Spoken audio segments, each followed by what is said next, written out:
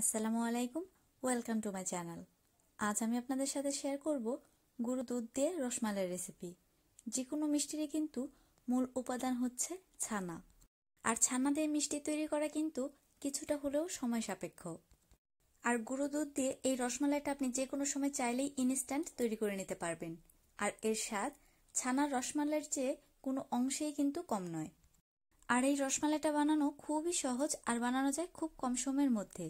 তাহলে চলুন দেখে নিই এই রসমালাইটা আমি কিভাবে বানিয়েছি, আর বানানোর সময় বলে দিয়েছি এর জন্য আর কি কি ইনগ্রিডিয়েন্টস লাগছে আর কি কি পরিমাণে লাগছে। আর মিষ্টি তৈরির প্রত্যেকটা ইনগ্রিডিয়েন্টসের মাপ আর প্রত্যেকটা স্টেপ একটু ভালোভাবে জেনে নেওয়া কিন্তু খুবই জরুরি। তার জন্য ভিডিওটা শেষ পর্যন্ত অবশ্যই দেখবেন। তাহলে চলুন শুরু করি। প্রথমে আমি যেটা করব সেটা হচ্ছে রসমালাইয়ের রস তৈরি করার জন্য নিয়ে নিচ্ছি 1.5 লিটার ফুল ফ্যাট মিল্ক। আর দুধটা যদি ফুল ফ্যাট না হয় তাহলে বেশি পরিমাণে দুধ নিয়ে জাল করে ঘন করে নিতে হবে। দুধটা মাঝারি আঁচে রেখে হালকা গরম হয়ে উঠলে দিয়ে দিচ্ছি 1 টেবিল চামচ পরিমাণ কুচি করা পেস্তা বাদাম। দিচ্ছি 3টা এলাচ, আর এলাচগুলোর মুখগুলো আমি খুলে রেখেছি। এর মধ্যে আমি হাফ কাপ পরিমাণ চিনি দিয়ে দিয়েছি, আর মিষ্টিটা হবে অবশ্যই আপনাদের পছন্দ অনুযায়ী। এখন আমি বলক উঠে আসার জন্য অপেক্ষা করছি। যখন বলকটা উঠে আসবে তখন সামান্য গরম দুধ নিয়ে 1 চিমটি পরিমাণ জাফরান আমি গুলে নিচ্ছি। জাফরানটা একদম অপশনাল, আপনারা চাইলে নাও দিতে পারেন, এটা জাস্ট সুন্দর একটা কালার আসার জন্য। এই সামান্য পরিমাণ জাফরানের কারণে রসমালাইটা দেখতে একটু বেশি ভালো লাগে। দুধটা জাল করতে করতে যখন 500 ml হয়ে যাবে তখন চুলার আঁচটা আমি বন্ধ করে গরম চুলাতেই এই দুধটা আমি রেখে দিচ্ছি। এখন আমি চলে যাব মিষ্টি তৈরি করার জন্য ডো তৈরি করতে। মিষ্টির ডো তৈরির জন্য আমি প্রথমেই নিয়েছি 1 কাপ পরিমাণ ফুল ফ্যাট গুঁড়ো দুধ। আর ফুল ফ্যাট গুঁড়ো দুধই লাগবে, আর চেষ্টা করবেন ভালো মানের গুঁড়ো দুধ নিতে। এর সাথে নিয়ে নিচ্ছি 1 টেবিল চামচ পরিমাণ ময়দা। দিচ্ছি হাফ চা চামচ পরিমাণ বেকিং পাউডার। আপনারা চেষ্টা করবেন মেজারমেন্ট কাপ আর চামচ দিয়ে ইনগ্রিডিয়েন্টসগুলো মেপে নিতে। এখন সবকিছু খুব ভালোভাবে মিলিয়ে নিচ্ছি। খুব ভালোভাবে মেলাতে হবে যাতে প্রত্যেকটা উপাদান একে অপরের সাথে মিলে যায়। মেলানো হয়ে গেলে দিয়ে দিচ্ছি 1 চা চামচ পরিমাণ মেল্ট করা ঘি। আপনারা চাইলে মেল্ট করা বাটারও দিতে পারেন। ঘির সাথে এই মিশ্রণটাকে আবারও খুব ভালোভাবে আমি মিলিয়ে নিচ্ছি। যেহেতু দলা বেঁধে থাকে তাই একটু ঘষে ঘষে দলাগুলো ভেঙে খুব ভালোভাবে মিলিয়ে নেওয়ার চেষ্টা করছি।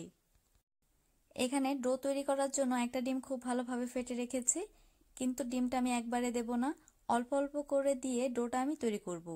অল্প করে দিয়ে ডোটা তৈরি করলে ডিমের পরিমাণটা একদম বেশি হয়ে যাবে না, কিন্তু কম হলে অ্যাডজাস্ট করা যাবে। প্রথমে আমি 2 টেবিল চামচ পরিমাণ ডিম দিয়ে মিশ্রণটা মেখে নিচ্ছি। দেখা যাচ্ছে মিশ্রণটা বেশি শুকনো লাগছে, তাই আমি আবারও কিছুটা ডিম অ্যাড করে নিচ্ছি।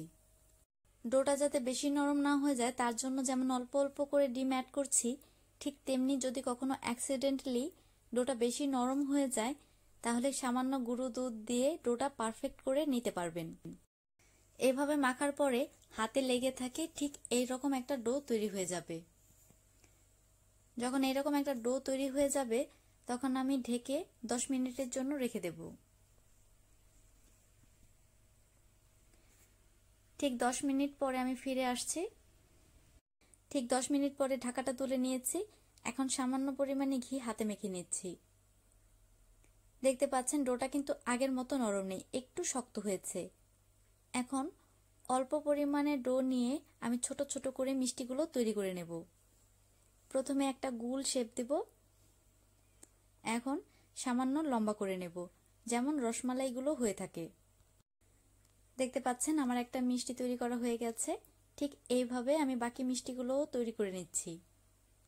যখন সবগুলো মিষ্টি তৈরি করা হয়ে যাবে তখন চুলায় যে রসমালাইয়ের রসটা তৈরি করে রেখেছিলাম সেই রসটা আমি আবারও মিডিয়াম আঁচে রেখে বলক তুলে নিচ্ছি। যখন বলক উঠে আসবে তখন হালকা একটু নাড়াচাড়া করে আমি মিষ্টিগুলো একে একে দিয়ে দেব। আমি একটা একটা করে মিষ্টি দিয়ে দিচ্ছি, আর মিষ্টিগুলো দেওয়ার সময় বা মিষ্টিগুলো দেওয়ার পরে কোনোভাবেই কিন্তু নাড়াচাড়া করা যাবে না, না হলে মিষ্টিগুলো ভেঙে যাবে। এখন চুলার আঁচটা মাঝারি আঁচেই রেখে 3 মিনিট ঢাকা দিয়ে রান্না করব। 3 মিনিট পরে ঢাকাটা তুলে নিচ্ছি। দেখতে পাচ্ছেন মিষ্টিগুলো কিন্তু একটু ফুলে বড় হয়ে গেছে। এখন চুলার আঁচটা মিডিয়াম লো আঁচে এনে আমি 5 থেকে 6 মিনিট আবারও রান্না করব।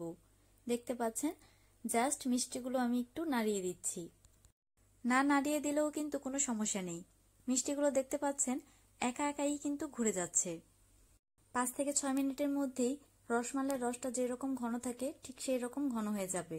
আর রসমালাই যখন ঠান্ডা হয়ে যাবে রসমালাইয়ের রসটা কিন্তু এমনিতেই আরও একটু ঘন হয়ে যাবে। এখন আমি চুলার আঁচটা বন্ধ করে নিচ্ছি।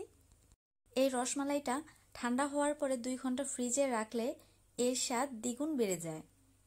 দেখতে পাচ্ছেন রসমালাইটা কিন্তু দেখতেই কতটা লোভনীয় লাগছে, আর খেতেও কিন্তু হয়েছে অসাধারণ। আর এই রেসিপিটা ফলো করে অবশ্যই বাসায় একবার ট্রাই করবেন, আশা করছি আপনাদেরও ভালো লাগবে। যদি ভালো লাগে আমার ভিডিওটা লাইক দিবেন, শেয়ার করবেন, আর যদি কোনো মতামত থাকে আমাকে অবশ্যই কমেন্ট করে জানাবেন। আর এরকম মজাদার সব রেসিপিগুলোর জন্য আমার চ্যানেলটাকে সাবস্ক্রাইব করে রাখবেন আর পাশে থাকা বেল আইকন প্রেস করে দেবেন। সবাইকে অনেক ধন্যবাদ।